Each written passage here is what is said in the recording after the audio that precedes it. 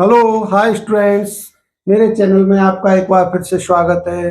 जैसा कि आपको पता है मेरे चैनल का नाम है शिवा स्टडी ऑफिशियल और मेरा हैंडल है @शिवदयाल सर 2577 और दूसरा हैंडल है @शिवदयाल सर 1567। मेरे दोनों ही चैनल्स को अधिक से अधिक लाइक और सब्सक्राइब करें।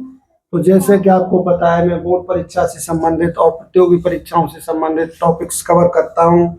तो आज के टॉपिक में मैं बायोलॉजी का एक टॉपिक है फिनोटाइप और जीनोटाइप, इसको कवर करना चाहता हूँ कि फिनोटाइप क्या है और जीनोटाइप क्या है।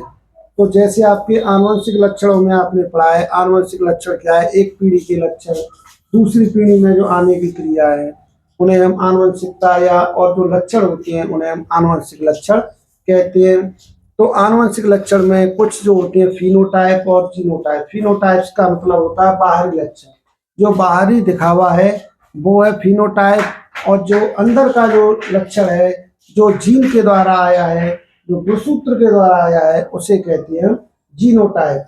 तो अब जैसे फिनोटाइप क्या कहता है, नंबर 1 में ये जीव के विभिन्न गुणों जैसे आकार, रंग, रूप, आकृति, स्वभाव को व्यक्त करता है।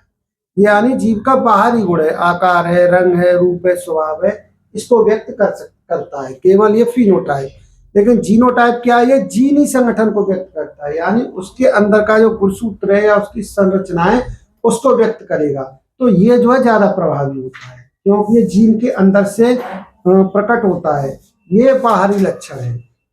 जैसे इसको हम समझ लेते हैं, जैसे एक पहलवान है, उसका बच्चा जरूरी नहीं है कि पहलवान हो। क्यों नहीं हो सकता? क्योंकि पहलवान क्या है, वो फिनोटाइप है, बाहरी लक्षण है। उसने कसरत की, मेहनत की, पढ़ाई की, समझ रहे हो ना, उसने अच्छा पौष्टिक आहार लिया, हार्ड वर्क किया, इसके कारण क्या, उसने अपनी मसल्स और अपनी बॉडी को मेंटेन किया और उसका विकास हुआ, जिसके कारण आज वो कुश्ती लड़ रहा है। समझ रहे? तो वो क्या फिनोटाइप है, क्योंकि उसने बाहरी अपने शरीर को, आवरण को विकास किया। लेकिन अब जरूरी नहीं कि उसका बच्चा भी पहलवान ही हो। क्यों? कि अगर वो भी मेहनत करेगा, उसके जैसा परिश्रम करेगा, तो वो भी पहलवान हो सकता है। अगर नहीं करेगा तो जरूरी नहीं है कि वो पहलवान हो। लेकिन ये जीनोटाइप्स क्या कहता है कि अगर जैसे जीन में जो लक्षण है, जैसे किसी को कैंसर की बीमारी है, दमा की बीमारी है, या और कुछ ऐसी बीमारियां हैं, एलर्जी की परेशानी है, तो अगर किसी के जीन में है तो उसकी आने वाली संतान है, उसके जीन में ये बीमारी जाएगी और उसको भी ये बीमारी कवर करेगी। तो इस तरीके की जो बीमारियां हैं, ये जीनोटाइप्स पीढ़ी दर पीढ़ी चलती रहती हैं। लेकिन फिनोटाइप्स जो है वो पीढ़ी दर पीढ़ी नहीं चलते हैं, ये एक पीढ़ी में पाए जा सकते हैं और दूसरी पीढ़ी में ये हो कि न पाए। लेकिन ये पीढ़ी दर पीढ़ी, एक पीढ़ी से दूसरी में जाएंगे, दूसरी से तीसरी में जाएंगे। लेकिन ये हो सकता है कि किसी पीढ़ी में ये परिलक्षित हो, दिखाई दे, और किसी पीढ़ी में दिखाई न दे। मान लीजिए किसी को कैंसर हुआ माता पिता में से, जैसे मेल फीमेल में से, अब उसकी जो संतान हुई उसके भी मेल फीमेल हुए, अब इसके भी हुए होंगे, इसमें से भी मेल फीमेल। तो इसमें से किसी एक को हो सकता है कि कैंसर हो जाए, इसमें से किसी एक को, फिर आगे भी ये क्रम चलता रहेगा। समझे ना? ये क्रम इस तरीके से फैलता रहेगा। तो ये क्या है कि ये जो जीनोटाइप्स है ये एक से दूसरे उसमें जीन में ट्रांसफर होते रहते हैं, ये लक्षण है। और लेकिन ये वाला जैसे किसी का ये लक्षण ट्रांसफर नहीं होता है।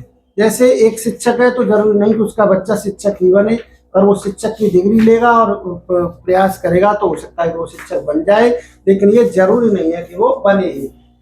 क्योंकि इसके लिए आपने देखा होगा, इसके लिए बीजमान नामक जो एक वैज्ञानिक है, उन्होंने अपनी खोज की। उन्होंने चूहे को लगातार 21 पीढ़ियों तक उसकी पूंछ को काटा, लेकिन देखा कि अगली पीढ़ी में जो चूहा आता था उसकी पूंछ उगती थी, यानी बिना पूंछ का नहीं आ रहा था। तो इससे उन्होंने अंदाजा लगाया कि जो लक्षण हमारे जीन में चले जाते हैं वही लक्षण अगली पीढ़ी में आते हैं, और बाहरी लक्षण अगली पीढ़ी में नहीं आते हैं।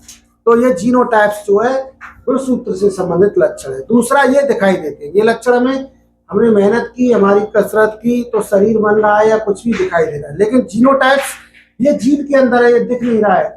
हमको बीमारी है वो हमारे जीन में, ब्लड में अंदर, ब्लड कैंसर है किसी को, तो वो अंदर है, वो दिख नहीं रही है, उसका टेस्ट करेंगे तब पता चलेगी। लेकिन वो सामान्य स्थिति में उसकी जानकारी नहीं हो पा रही है। तो इसलिए क्या है कि जीनोटाइप्स दिखाई नहीं देता है, फिनोटाइप्स दिखाई देता है कि वो टीचर है, वो पहलवान है, वो कसरत करता है, वो ये है, लेकिन इसमें ऐसा कुछ नहीं है। अब इसमें समान लक्षण वाले जीवों की जीन रचना समान हो सकती है, यानी किसी लक्षणों समान है तो हो सकता है कि उनकी जीन रचना भी समान हो जाए, लेकिन कंपलसरी नहीं है कि समान हो ही।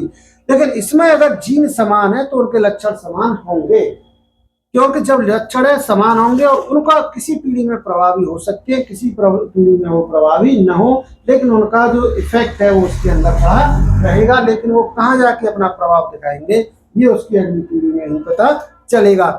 तो इसलिए ये बायोलॉजी का टॉपिक है, फिनोटाइप्स और जीनोटाइप्स, ये 2 नंबर या 4 नंबर में अक्सर करके आता है।